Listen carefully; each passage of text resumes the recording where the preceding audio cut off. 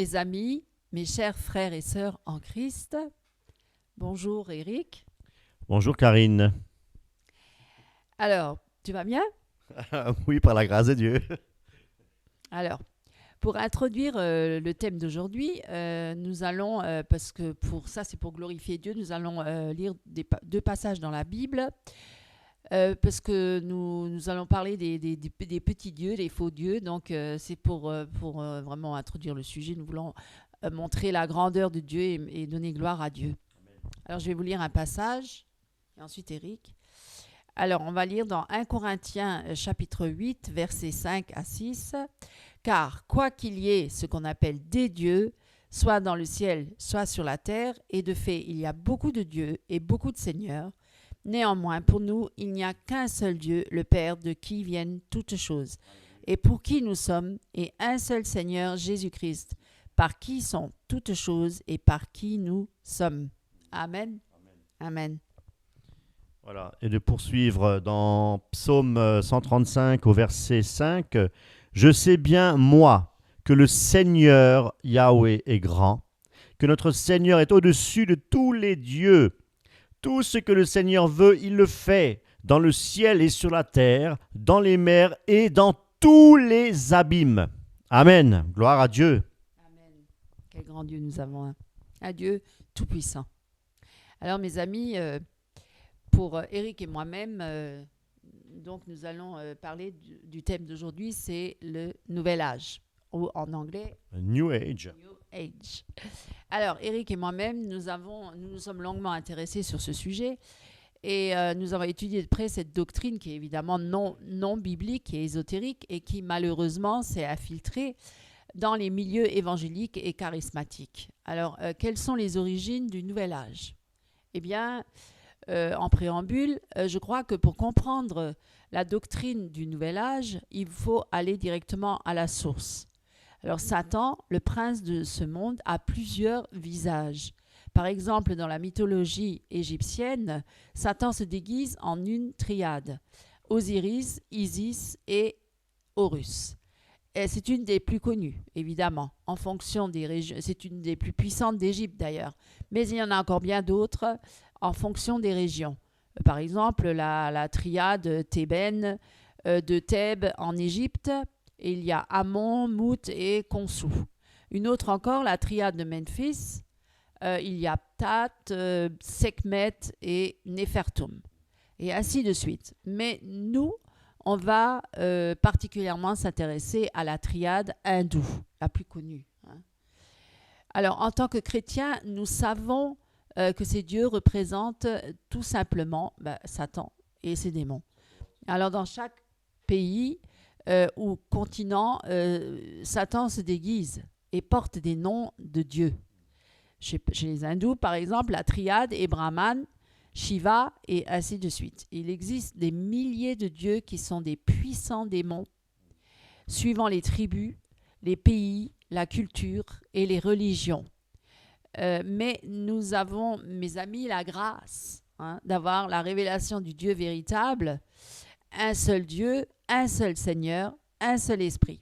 Alors toute la gloire revient donc à lui, à Dieu le grand tout-puissant, et qu'il soit donc rendu la gloire à Dieu tout-puissant, qu'il soit rendu à notre grand Dieu, notre Père et son Fils Jésus-Christ. Alors on va brièvement énumérer la triade hindouiste. Brahma. Dans l'hindouisme, Brahma est le dieu hindou de la création. Il a 4 bras et il est vénéré comme étant le créateur de l'univers. Ensuite, il y a Shiva ou Isha. Les musulmans appellent Jésus Isha. Alors, c'est incroyable ça. Isha. Alors, on comprend mieux pourquoi ils ne considèrent pas Jésus-Christ comme fils de Dieu, mais juste comme un prophète. Alors, qui est Shiva ? C'est le bienfaisant, celui qui porte bonheur. Alors, il est le plus vénéré des dieux. Il est le dieu de la fin des temps. Il a aussi un autre visage, celui du destructeur. Ce Dieu organise le monde et représente les ténèbres.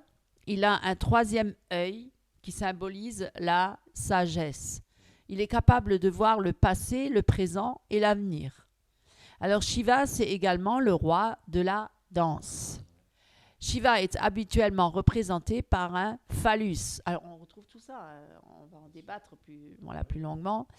En fait, c'est l'emblème du feu divin dans le monde indo-européen. Et pour l'ancienne Égypte, il s'agit du dieu Osiris.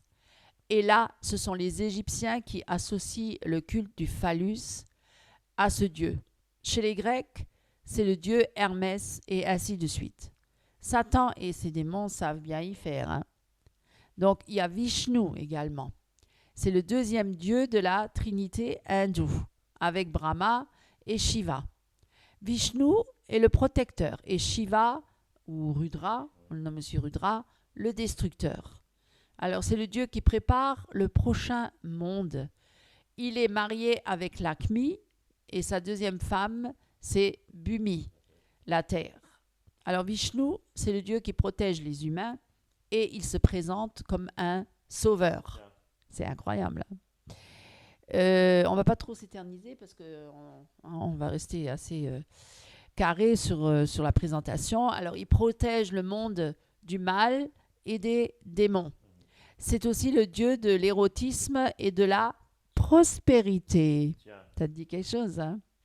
Alors, comme Brahma, il a 4 bras. Dans la première main, il tient une coquille. Cette coquille résonne à l'infini. Le son de la création de l'univers, c'est le fameux Om. Tu sais le faire? Om.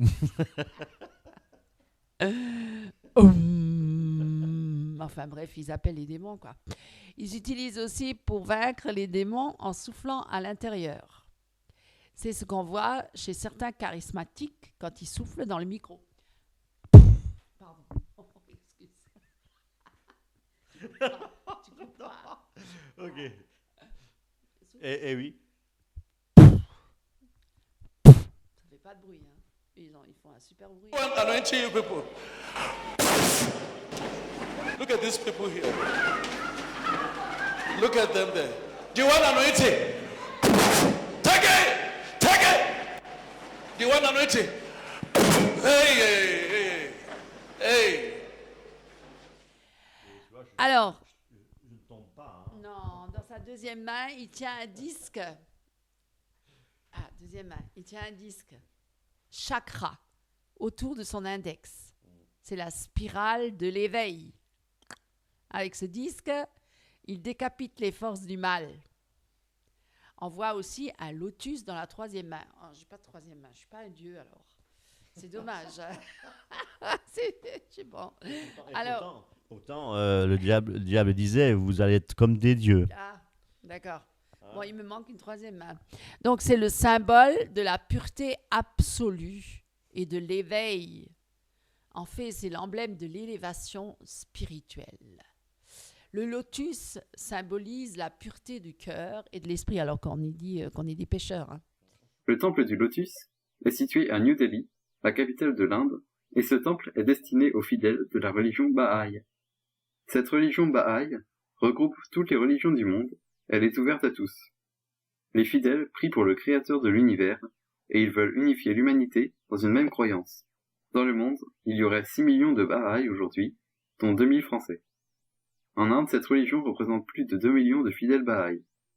Aujourd'hui, le temple du Lotus est le deuxième édifice le plus populaire d'Inde, après le Taj Mahal, avec 4 millions de visiteurs par an.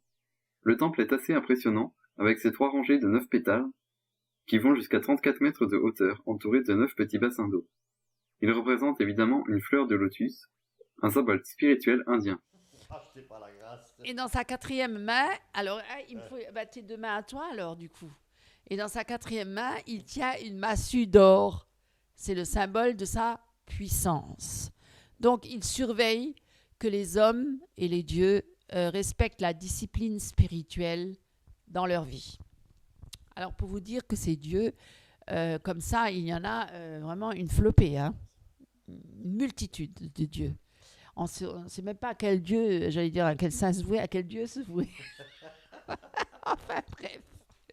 on, on voit que Satan a de l'imagination, mais c'est très compliqué. Hein.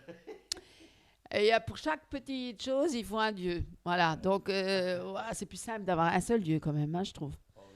Alors, il sait utiliser ses stratagèmes pour emmener un maximum de personnes avec lui en enfer.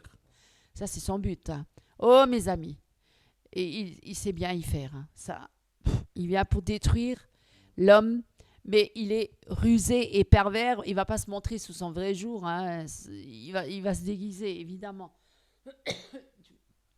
Pardon. Et il va utiliser des méthodes alléchantes. Il vient avec un plateau rempli de pierres précieuses, par exemple. Alors, de nombreuses pierres précieuses, mais qui en fait ne sont que du venin, du poison, mes amis. Une belle apparence pour séduire. Et sa fonction principale, c'est sa fonction principale à Satan. C'est de séduire, avant toute chose. Hein. Et je dis bien principale. Alors, c'est de séduire qui ? Les élus, parce que les autres, ils sont déjà séduits. Ils sont tous déjà pris au piège. Donc, et surtout, ce qu'ils visent, hein, c'est les élus, parce que les autres, il les a déjà, il les possède déjà. Mais les élus, ceux-là, ça, c'est ceux qui lui résistent. Hein. Donc, il va essayer des stratagèmes et tous les passe-passe possibles, hein, tout ce qu'il peut essayer pour nous séduire. Enfin, bref. Alors, mais soyez forts, hein, mes amis. Alors, les enfants de Dieu, soyez forts. Et c'est au travers de ces faux dieux qu'il arrive à séduire les nations. Évidemment. Et c'est ce que nous allons découvrir maintenant. C'est pourquoi il est important que je vous parle de ces dieux hindous, parce qu'ils sont à la base du New Age. Alors, Eric, si tu veux bien nous apporter un peu plus de précision là-dessus. Alors, oui, Karine. Alors déjà, pour bien comprendre ce qui se passe actuellement, on va dire, dans les églises évangéliques et autres, hein, on va dire de tendance charismatique, et je dirais même les églises conservatrices, concernant les spectacles, la musique et tout ce qui va avec, la danse, etc. Hein. Voilà. On va, je crois, vraiment se focaliser sur ce qu'on appelle les chakras. Alors, c'est vrai que c'est peut-être un vocable que les chrétiens ne connaissent pas. Et donc, je vais en parler. Et oui, vous allez peut-être me dire pourquoi je fais allusion au chakra. Hein, ouais. Quel rapport, tout à fait. Eh bien, tout simplement parce qu'il y a un lien avec le New Age. Donc, c'est un lien spirituel. Il s'infiltre, en fait. Satan est subtil, hein, donc d'une manière très subtile et perverse dans l'Église par le moyen, justement, de l'imagerie, donc de l'image, le son, la vidéo, la lumière et les couleurs. Et c'est ce que nous allons voir maintenant. Alors, je vais pouvoir vous donner la définition du chakra. Alors, qu'est-ce que le chakra ? Eh bien, ce que je vais faire, c'est vous donner la définition du chakra. Et là, je vais vous lire la définition du chakra. Donc, le chakra, en fait, au total de 7, sont des centres énergétiques, des centres spirituels ou des points de jonction de canaux d'énergie, localisés dans un corps humain. Ils impactent sur l'harmonie du corps et de l'esprit, selon qu'ils soient ouverts ou bloqués, alignés ou asymétriques. Le mot chakra est un mot dérivé du sanskrit qui signifie roue ou disque. Il traduit un disque animé d'un mouvement rotatif représentant le centre énergétique d'une partie ou d'un point de notre corps. Dans le Kundalini Yoga, forme de yoga visant l'éveil de la conscience du soi par la maîtrise de l'énergie primordiale, les 7 chakras sont des centres d'énergie, des points de jonction de canaux d'énergie dans lesquels circule l'énergie vitale. En occultisme, certains voyants ou clairvoyants affirment avoir la capacité de voir ces centres de lumière et d'énergie, de les ressentir et même de les toucher. C'est ainsi que les chakras sont décrits comme des organes vivants qui auraient pour fonction la régulation de l'énergie vitale entre les différentes parties du corps humain. Voilà mes amis. Donc là vous avez vu les images, vous avez un petit peu vu tout ça. Maintenant, ce qu'il faut savoir, c'est que les chakras, il y en a au total 7. Donc 7 chakras. Alors pour vous parler très brièvement des chakras, non pas des chakros. Le premier en fait, le premier c'est le chakra en fait qu'ils appellent le chakra de l'enracinement. Hein, la position, et son nom c'est le Muladhara. Muladhara. Et en fait, c'est un chakra qui a une couleur. Elle est d'une couleur rouge. C'est le premier, donc c'est celui qui est situé, on va dire, à la base de la colonne vertébrale. Donc c'est juste au niveau du coccyx, un petit peu entre. Enfin, l'anus et le coccyx. Quoi. Voilà, c'est là qu'il est situé. Alors,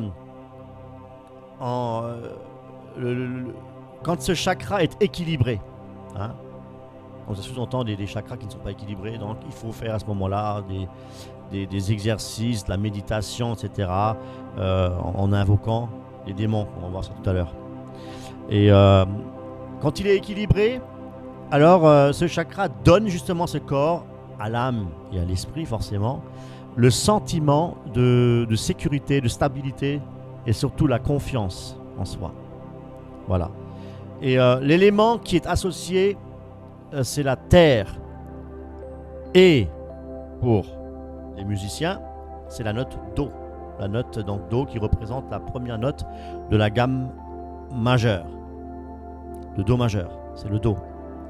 Donc alors, et ça c'est pareil, si vous voulez, pour toutes les autres chakras, donc les 6 chakras qui restent. Le deuxième chakra, par exemple, musicalement parlant, c'est le Ré, deuxième note de la gamme. Le troisième chakra, c'est le Mi.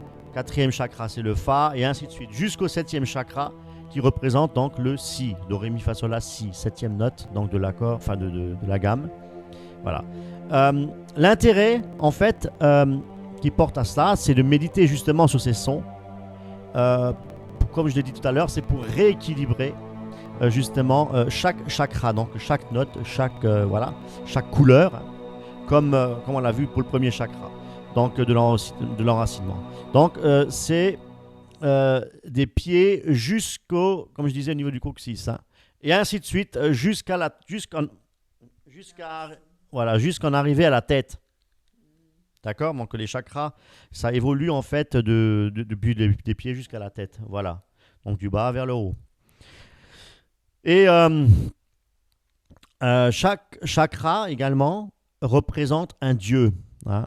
En fait, nous, on sait très bien qu'il ne s'agit pas de Dieu. Pour nous, il n'y a pas de Dieu. Il n'y a qu'un seul Dieu. Et le reste, ce sont des faux dieux.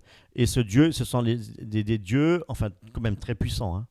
Attention, ils sont très puissants pour venir, même pour séduire les élus, hein, qui tombent dans le piège. Hein.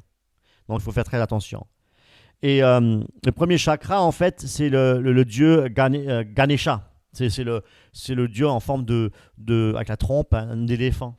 Hein, l'éléphant. Bon, on ne va pas s'attarder là-dessus, il y a trop de choses. Le deuxième, par exemple, c'est Brahma, on l'a vu tout à l'heure, tu l'as parlé, donc c'est le dieu de la création, etc.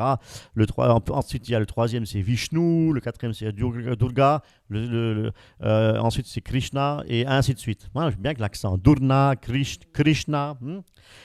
Et voilà. Et pour vous faire justement comprendre tout cela, c'est derrière tout cela, donc la méditation des chakras, comme je l'ai dit tout à l'heure, il y a vraiment de puissants, de très très puissants démons. On ne les voit pas, mais ils sont là. Ce sont les démons séducteurs. Voilà, la séduction est grande. La séduction est grande. Et la lumière, on va dire, comme tu disais tout à l'heure, oui, le son, la couleur, donc tout ça c'est associé, c'est associé tout ça. C'est un puissant moyen justement au diable, à Satan de se manifester. Parce que chaque chakra est voué à un démon. Donc, il va se manifester à travers ces chakras. Donc, dans l'idée, si c'est effectivement, mes amis, Satan, mes amis, est malin.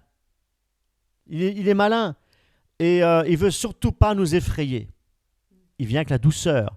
Il vient avec des éléments, la lumière, la couleur pour éveiller les émotions, les parfums, les sentiments, la relaxation, éprouver des fortes sensations et tout ça. Et surtout chez les chrétiens qui parlent en langue, qui parlent en fait plutôt, qui balbutient des lèvres, un charabia, comme nous dit la parole de Dieu. Voilà, il faut dire les choses comme elles sont. Et se laisse manipuler par le diable, justement. Quand on parle dans les louanges, il se laisse justement emporter par tous ces sons, la lumière, et puis ce charabia, qui n'a aucun sens. Et puis, donc l'esprit demeure effectivement, il n'y a pas d'intelligence. Donc forcément, il y a d'autres sens qui se mettent en éveil. Et puis forcément, comme vous le verrez sur des vidéos, vous comprendrez. Il n'y a rien de compliqué. Il n'y a rien de compliqué, vous allez tout comprendre. Voilà. Donc, c'est juste un préambule. C'est pour vous expliquer les choses. Bon. Et mes amis, ce qu'il faut savoir, qu'il y a beaucoup de charismatiques, justement, aussi qui font le culte des anges sans le savoir. Et ça aussi, on en parlera. Et d'ailleurs, je ne sais pas si vous avez remarqué, il y a beaucoup de prophètes, soi-disant, d'apôtres, qui ont eu des apparitions d'anges. Les anges leur parlent. Ils ont des visions, etc. Mes amis, faites très attention. Faites très attention. Parce que moi, personnellement, je n'ai jamais vu un ange. J'en connais qui disent qu'ils ont vu des anges de 4 mètres, de 6 mètres de haut. Il y en a plein, des charismatiques. Plein. Il y en a plein qui voient des anges partout. Et c'est justement eux qui sont séduits par ces chakras. Moi, je parle maintenant les choses comme elles le sont, par ces chakras. Il faut dire les choses comme elles sont, vous comprendrez plus tard. Voilà. Et on verra tout ça dans le détail. Alors, juste pour revenir aux couleurs. Les couleurs, chaque couleur représente donc un chakra. Donc, pareil, au total, il y en a 7, comme la musique, comme les sons. Il y a 7, comme les 7 démons, les 7 dieux. Il y a 7 couleurs de chakras. Et alors, mais c'est incroyable, ce sont les 7 couleurs de l'arc-en-ciel. Ce sont les 7 couleurs de l'arc-en-ciel. Et en plus de ça, dans le même ordre, est-ce que c'est du hasard? Non, ce n'est pas du hasard. Parce qu'il y a même des églises charismatiques où il y a un arc-en-ciel qui est dessiné derrière. On connaît des églises où il y a des arcs-en-ciel. Est-ce que c'est du hasard? Non. Dans le New Age, on dessine beaucoup le sigle, c'est l'arc-en-ciel. Chez dans les églises gays, les églises, comment on les appelle, des églises qui acceptent l'homosexualité, eh bien, le signe, c'est l'arc-en-ciel. C'est très New Age tout ça. C'est très, très New Age. Voilà, parce que ça, c'est le dieu phallus. D'un chakra du dieu phallus. Bon, tout ça, on va étudier. Voilà. Mais bon, on ne va pas trop s'éterniser là-dessus. Le but, c'est pas vous dispenser un cours de yoga. D'ailleurs, on n'est pas calé là-dedans. Et puis, on n'aimerait même pas tout connaître parce que ça peut être même dangereux. Et on veut juste vous apporter des éléments qui vous permettront de comprendre le fonctionnement et surtout pour pouvoir faire après, pour mieux comprendre et pouvoir mieux être informé. Voilà, de tout ce qui va être dit. C'est le but. Voilà. Voilà, Karine, donc si tu veux peut-être ajouter quelque chose avant de vraiment rentrer dans le vif du sujet. Oui, effectivement, ça m'a l'air bien complexe tout ça, malgré tout. Et donc, oui, intéressant si on veut. Alors donc, en analysant tout ce que tu viens de nous parler, on peut dire que dans le New Age, la méditation est basée sur le son, sur l'image, la couleur, même les parfums, les odorants, oui, l'odorat aussi qui est un peu sollicité aussi. Alors, et tout ça, ça provoque des sensations, évidemment, puisque c'est nos sens qui sont en éveil. Voilà, mis en éveil. Et donc, ça nous apporte du bien-être. Ça apporte du bien-être. et de fortes émotions dans tout ça. Voilà, des fortes émotions et tout ça. Voilà, on est bien préparé, conditionné et c'est vraiment très très intéressant parce que avec toutes ces bases-là, on peut vraiment exposer les pratiques du New Age parce que bon, c'est vraiment la base et le yoga en l'occurrence et les comparer aux activités qu'on rencontre maintenant beaucoup dans les églises évangéliques et autres. Et bon, il y en a qui sont très friands de ça, comme les églises Ana Mendes. Hein. On en parlera parce que c'est très très dangereux. Hein. Alors, Heidi Becker, oui, d'autres. Voilà, exactement, bien sûr, tout à fait. Alors, mes amis, des images, des extraits de vidéos, du texte, des comparaisons, etc. vous seront présentés. Et c'est pourquoi nous n'apparaîtrons plus, tant mieux d'ailleurs, pas de choses se montrer là. Bon, sur la vidéo jusqu'à la fin, il y en a qui seront contents de ne plus nous voir. Je pense. Alors, donc, mes amis, frères et sœurs, nous espérons qu'au travers de cette vidéo, un maximum d'âmes seront convaincus du danger qui guette les chrétiens dans les temps que nous vivons. Parce que c'est par amour qu'on fait tout ça. Et on est pressé au-dedans de nous, par l'Esprit. Vraiment, Dieu nous montre qu'il faut dénoncer toutes ces choses-là. Parce qu'il y a beaucoup trop de faux prophètes et de faux évangiles qui se propagent de plus en plus, des faux docteurs, des faux évangélistes à la fin des temps. Ça pullule, là. Alors, retournons, mes amis, c'est ça le message d'espoir, hein, d'espoir retournons à la parole, à l'évangile pur, hein, à la parole vraie, la parole de Dieu. Et le culte n'est pas, et je pense, il ne le sera jamais une distraction ou un amusement. Il y va quand même du salut de nos âmes. Hein. Nous ne sommes que de passage sur la terre et c'est quand même, Dieu est saint. Et c'est un Dieu d'ordre et pas de désordre. C'est pas ordo ab chaos, là. Hein. Ça, c'est l'autre côté. Là, c'est ordo ab chaos. C'est le slogan du nouvel ordre mondial. Hein. On sème le désordre pour ramener on sème le chaos pour soi-disant après ramener un ordre, mais un ordre, quel ordre? La dictature. Voilà. Et alors ça, c'est pas du tout la vision de Dieu. Hein. Au contraire. Voilà, le destructeur. Alors, la musique au sein du culte ne doit pas nous divertir. Et pourtant, ça l'est de plus en plus. Hein, les jeux de lumière, tout ça, vous verrez des vidéos. Tout ça, ça ne doit pas nous procurer des émotions. Hein, même si nous sommes des êtres avec des émotions. Mais nos émotions doivent être soumises au Saint-Esprit. Nous ne devons pas marcher par la chair, par l'âme. Nous ne devons pas vivre par l'âme. L'âme doit être soumise à l'Esprit, donc au Saint-Esprit. Et nous devons marcher par le Saint-Esprit, par l'Esprit, et non pas par la chair. Faire mourir les œuvres de la chair. Et là, au contraire, on les éveille. On éveille la chair, là, l'âme. Alors la louange, ben oui, là, tout est éveillé, là. Tout ce qui ne devait pas être éveillé. Alors la louange doit être adressée à Dieu dans un esprit d'adoration. Alors, et de contemplation et non sous une configuration, mes amis, de concerts publics, voilà, de toutes ces festivités qu'il y a de plus en plus. Voilà, des mises en scène théâtrales, des comédies musicales même, comme le monde, hein, comme le monde, hein, comme le monde. Alors, là, avec des grandes chorales aussi, enfin bref, c'est très impressionnant. Bien sûr, c'est beau, c'est magnifique, mais non, Dieu n'est pas là-dedans. La scène occupée par des artistes, voilà, avec des jeux de lumière et le public, alors les artistes bien au milieu, au centre, le cercle. Hein. Non, mes amis, relisez les épîtres dans la Bible et voyez la simplicité de cœur, hein, l'humilité, la simplicité.